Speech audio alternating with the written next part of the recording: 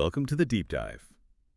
Today we're going deep into something I think we all know but never really think about. It's the Uh-huh. terms and conditions, all that stuff we just click agree on without even looking, Oh, yeah. for sure. Yeah. But you ever seen that South Park episode where Kyle basically sells his soul to Apple because he didn't read the iTunes terms and conditions? Hmm. It makes you think, what else have we agreed to without knowing? Huh.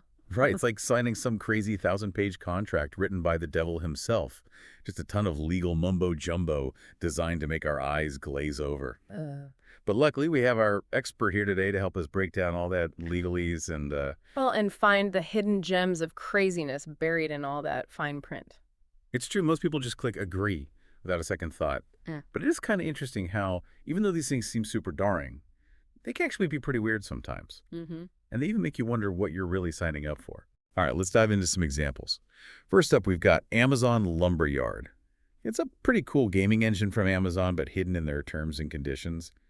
There's a clause that is just begging for a deep dive. Yeah, the infamous zombie apocalypse clause. Amazon says you can't use lumberyard for mission critical stuff like nuclear power plants. Unless, of course, there's a zombie outbreak officially certified by the CDC. So basically, if the undead are walking the earth, anything goes when it comes to software restrictions. It's both hilarious and weirdly specific. Exactly. It's definitely supposed to be funny, but it does make you wonder why they even included it. It's such a random scenario. Maybe it's their way of saying, hey, this software isn't really meant for anything too serious. Unless, of course, there are zombies around. Next up, we have Apple, known for their sleek designs and easy-to-use products. But even they've got some interesting stuff hidden in their iTunes terms and conditions. You mean the part where they say you can't use iTunes to make nuclear, chemical, or biological weapons? It does seem a bit much, doesn't it? Like, who's using iTunes to build a WMD? Right. It's like they're saying, hey, enjoy all your music, but please don't start World War III with it. It's funny to think about, but there's probably a more practical reason for that clause. Companies like Apple have to follow all sorts of international rules, including stuff about sensitive technologies. So as weird as it seems, there's probably a legal reason behind it. Speaking of weird, who could forget GameStop's April Fool's Day prank back in 2010? Ah, yes, the immortal soul clause. Quite a bold move for a prank, I'd say. They snuck a line into their terms and conditions saying that if you bought something on April 1st, you were basically giving your soul to GameStop. And get this, 88% of people didn't opt out. It just shows how easy it is to miss those terms and conditions, even when something as crazy as your soul is on the line. Legally, it was probably meaningless, but it definitely got people talking about, whether that kind of thing is okay. Next, we have a company that did things a little differently. PC Pit Stop, software company. They decided to reward people for actually reading their terms and conditions. Yeah, back in 2005, they hit a $1,000 reward in their terms and conditions. They thought someone would find it right away, but it took 4 months and over 3,000 downloads before someone finally claimed it. Wow, that's crazy. It really shows how little attention we pay to all that legal stuff. Yeah. I wonder if anyone at PC Pit Stop even read those terms and conditions before putting them out there. Uh-huh. Maybe that's a mystery for another deep dive. But it makes you wonder, if people don't read them even for money, how can we get them to pay more attention? Okay, up next we have Tumblr. They have this strange clause about what you can and can't do with Tumblr URLs. Basically your username. Oh, yeah. They specifically say you can't ingest Tumblr URLs. It's a pretty weird way to put it. Is there some black market out there for eating usernames? Makes you wonder where that language came from. Maybe they're trying to stop people from hoarding or selling popular usernames, Huh. but ingesting. It's definitely strange. And speaking of strange, our next example might make you hungry. Peacock, the streaming service, they have something in their terms and conditions that you wouldn't expect at all. You mean the full-blown chocolate cake recipe? Right in the middle of all the legal jargon? It's like they wanted to add a little sweetness to an otherwise boring document. Maybe they're trying to make all that legal stuff a bit easier to swallow. Or maybe it's just their way of showing their personality. Whatever the reason, it definitely makes their terms and conditions memorable. Okay, for our last example, before we move on, we're Huh. going back to where it all started, South Park. Remember AWESOMO Cartman's hilarious robot creation?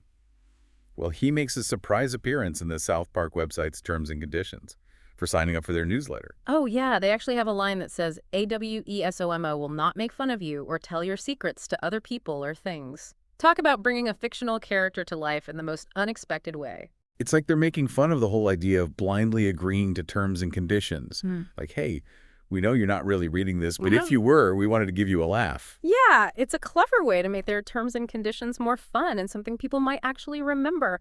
And more and more companies are starting to do stuff like this, trying to put some humor and personality into what used to be super boring legal documents. So we've seen some examples of terms and conditions that are weird, funny, and even a little concerning. But we're just getting started.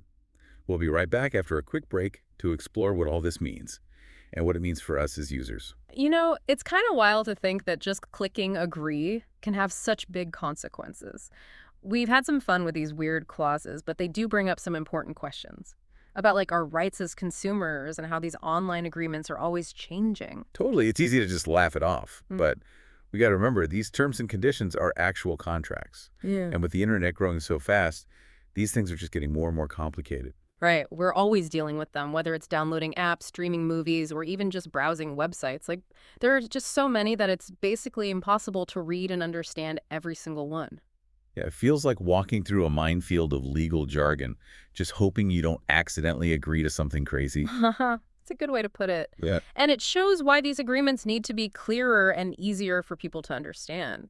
I mean, companies should make sure their terms and conditions are something the average person can actually read. So how can we protect ourselves?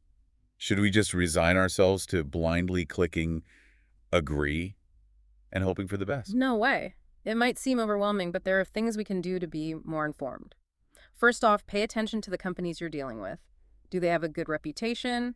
Do they seem like they care about user privacy? So basically, do your homework before you click agree.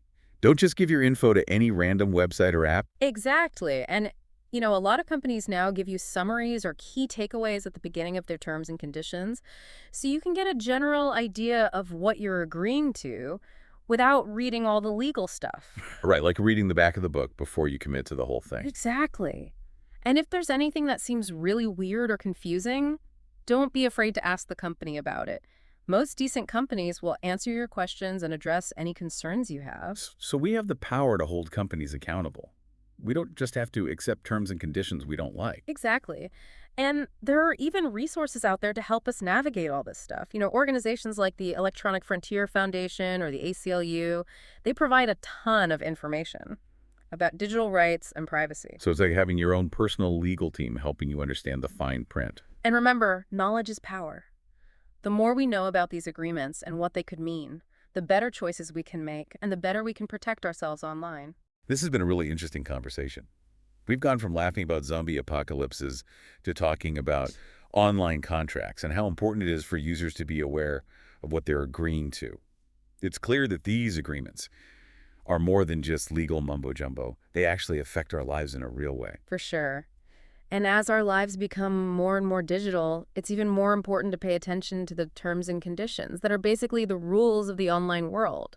It's about knowing what's going on, being proactive, Yeah, and ultimately being in control of our online lives. absolutely. So next time you see that giant wall of text before you download an app or sign up for a service, remember, it's not just about clicking agree, it's about understanding what you're agreeing to and making sure it's something you're okay with. And hey, you might even find a chocolate cake recipe while you're at it. On that note, we're going to wrap up this deep dive into the fascinating world of terms and conditions.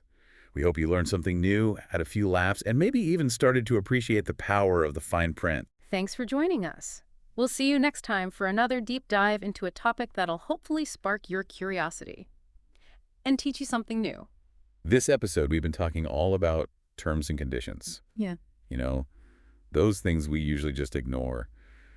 We've seen some pretty crazy and funny stuff, but it also makes you think about how these agreements are about more than just a few laughs. They really bring up important questions about, our rights as digital citizens and all that. Right, and how everything online is just getting more and more complicated. Yeah, it's made me think about how we kind of do the same thing in real life.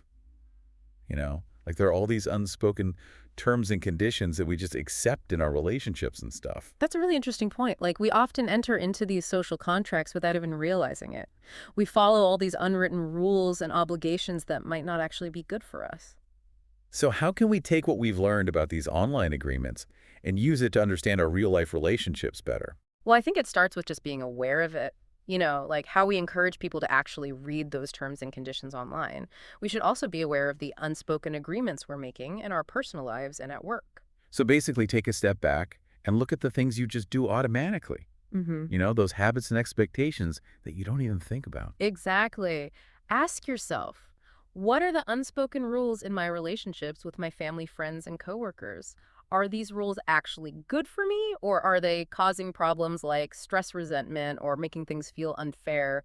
So it's like looking in the mirror and asking yourself if you're really living the way you want to. And just like you can negotiate the terms of a contract, you can renegotiate the terms of your relationships too.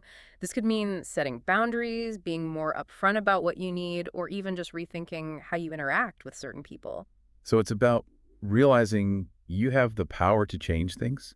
You don't have to just accept things the way they are. And remember, renegotiating doesn't have to be a fight. It can be a calm conversation where you try to understand each other and create relationships that are healthier and more fulfilling for everyone.